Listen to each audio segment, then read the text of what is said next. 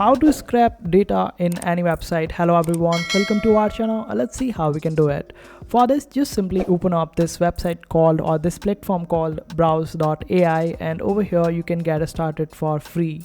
And after getting into your account, you would be able to extract the data from any particular website out there and monitor that particular data. And all you have to do is just copy the link or URL of that particular website that you want to extract the data from, and after that paste it on Browse AI, and this platform will help you get or extract the data from that website.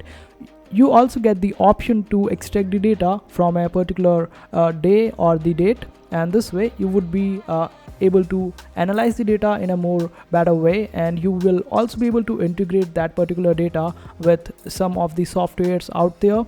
And you can also utilize Zapier in order to integrate that data on any of the other platform of yours. So this is how it will all work.